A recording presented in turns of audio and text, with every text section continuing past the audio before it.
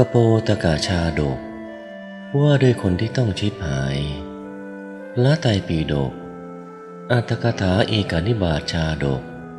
อัตถกามวรรคพระศาสดาเมื่อประทับอยู่ณพระเชตวันมหาวิหารลาลบภิกษุผู้มีนิสัยโลเลรูปหนึ่งตรัสพระธรรมเทศนานี้มีคำเริ่มต้นว่าโยอัตถกามศาสตร์ดังนี้ก็ในการนั้นภิกษุทั้งหลายนำภิกษุนั้นมากราบทูลพระศาสดาว่าพระเจ้าข้าภิกษุนี้มีนิสัยโลเลลำดับนั้นพระบรมศาสดาตรัสถามภิกษุนั้นว่าจริงหรือภิกษุที่เขาว่าเธอมีนิสัยโลเลภิกษุนั้นกราบทูลว่าจริงพระเจ้าข้าพระศาสดาจึงตรัสว่าดูก่อนภิกษุแม้ในครั้งก่อนเธอก็มีนิสัยโลเลสิ้นชีวิตเพราะความโลเลของตนแม้บัณฑิตผู้อาศัยเธอก็ต้องพลัดพรากจากที่อยู่ไปด้วยแล้วทรงนำเอาเรื่องในอดีตมาสาธกดังต่อไปนี้ในอดีตการครั้งพระเจ้าพรหมทัตเสวยราชสมบัติในกรุงพาราณสีพระโพธิสัตว์เสวยพระชาติเป็นนกพิราบในครั้งนั้นชาวเมืองพาราณสีพากันแขวนกระเช้าหญ้าไว้ในที่นั้นๆเพื่อให้ฝูงนกอาศัยอยู่อย่างสบายเพราะความเป็นผู้ใคร่บุญใกล้กุศลในครั้งนั้นแม้พ่อครัวของท่านเศรษฐีชาวกรุงพาราณสีก็แขวนกระเช้าหญ้าไว้ภายในโรงครัวกระเช้าหนึ่งเหมือนกันนกพิราบผู้เป็นโพธิสัตว์ได้เข้าอยู่ในกระเช้านั้นรุ่งเช้าก็บินออกเที่ยวหากินต่อเย็นจึงบินกลับมาหลับนอนในโรงครัวนั้นเป็นดังนี้ตลอดกาลอยู่มาวันหนึ่งกาตัวหนึ่งบินข้ามโรงครัวไปสูดกลิ่นตลบอบอวนของรสเปรี้ยวรสเค็มและปลาเนื้อก็เกิดความโลภขึ้นคิดว่าจากอาศัยใครหนอจึงจะได้ปลาและเนื้อนี้คิดแล้วก็จับอยู่ณที่ไม่ไกล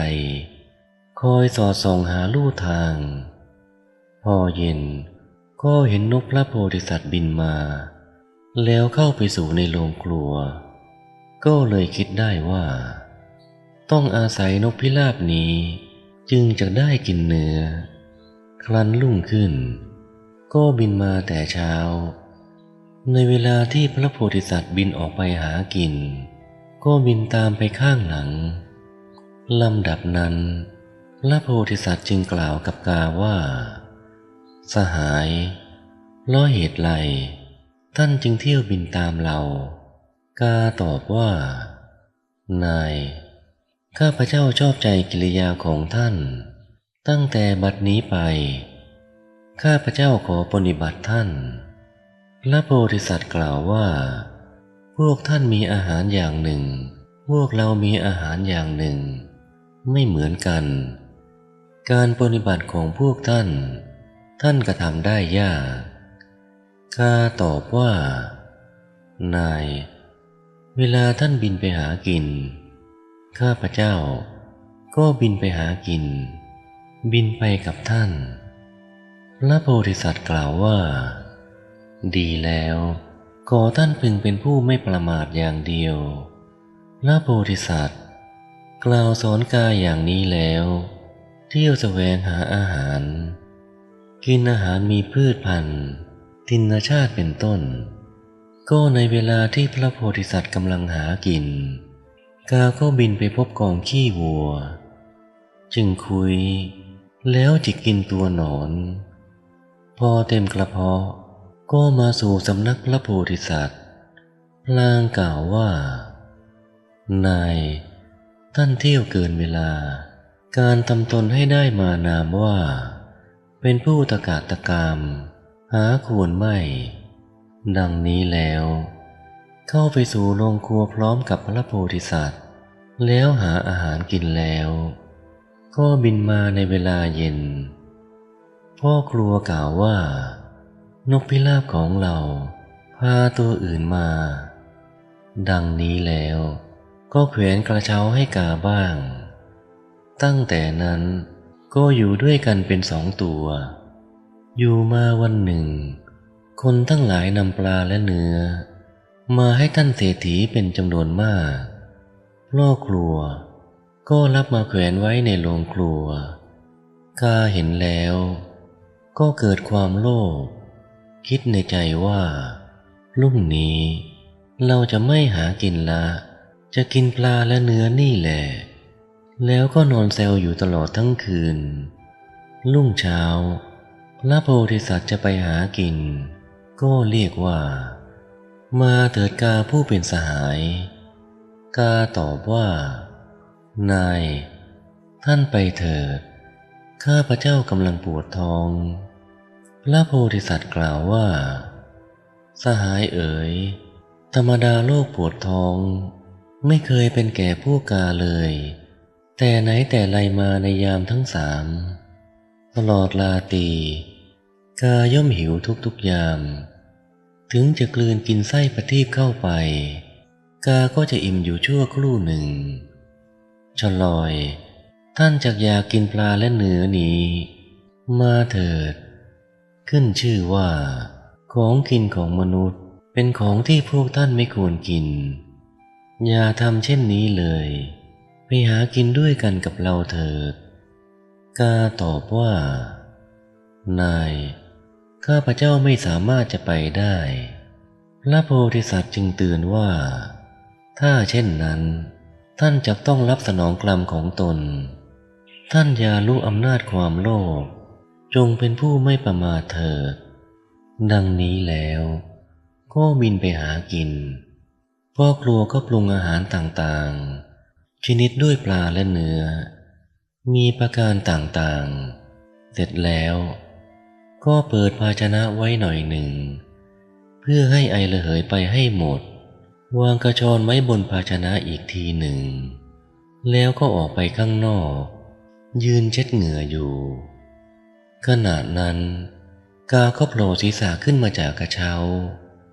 มองดูโรงครัวทั่วไปดูว่า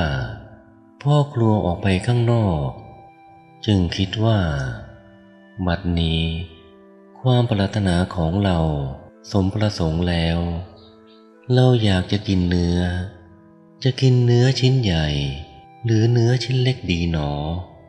ครั้นแล้วก็เล็งเห็นว่าธรรมดาเนื้อชิ้นเล็กๆเราไม่อาจกินให้เต็มกระเพาะได้รวดเร็วเราจะต้องคว้าก้อนใหญ่ๆมาทิ้งไว้ในกระเช้านอนก็หยอกจึงจะดีแล้วก็โผล่ออกจากกระเช้าลงไปแอบอยู่ใกล้กระชอนเสียงกระชอนดังคลิกๆพ่อครัวฟังเสียงนั้นแล้วนึกว่านั่นเสียงอะไรหนอกลับเข้าไปดูเห็นกาแล้วก็ดำริว่ากาละยำตัวนี้มุ่งจะกินเนื้อทอดของมหาเศรษฐีก็ตัวเราต้องอาศัยท่านเศรษฐีเลี้ยงชีวิตมิใช่อาศัยกาพานตัวนี้จะเอามันไว้ใหญ่แล้วปิดประตูต้อนจับกาได้ถอนขนเสียหมดตัวเอาขิงสดโคเคล้ากับเกลือป่นคลุกกับเนยเปรี้ยวทาจนทั่วตัวกานั้นแล้วเหวี่ยงลงไปในกระเช้าของมันกาเจ็บแสบแสนสาหัสนอนหายใจเขมวอยู่ครั้นเวลาเย็นพระโพธิสัตว์บินกลับมาเห็นกาประสบความชิบหายจึงพูดว่าดูก่อนเจ้ากาโลเลเจ้าไม่เชื่อฟังคำของเราอาศัยความโลภของเจ้าเป็นเหตุเจ้าจึงต้องประสบทุกข์อย่างใหญ่หลวงดังนี้แล้วกล่าวคาถานี้ความว่าบุคคลใด เมื่อท่านผู้หวังดี มีความเอ็นดู จะเกื้อกูล กล่าวสอนอยู่มิได้กระทำตามคำสอน บุคคลนั้นจะต้องนอนละทมเหมือนกา ไม่กระทำตามถ้อยคำของนกพิราบตกไปในเงื้อมือของอมิตรนอนหายใจละทวยอยู่ฉะนั้น ดังนี้พระโพธิสัตว์กล่าวคาถานี้แล้ว คิดว่า บัดนี้เราก็ไม่อาจอยู่ในที่นี้ได้ จึงบินไปอยู่ที่อื่น แม้กาก็สิ้นชีวิตอยู่ในกระเช้านั่นเองพ่อกลัวจึงเอามันไปทั้งกระเช้าทิ้งเสียที่กองขยะ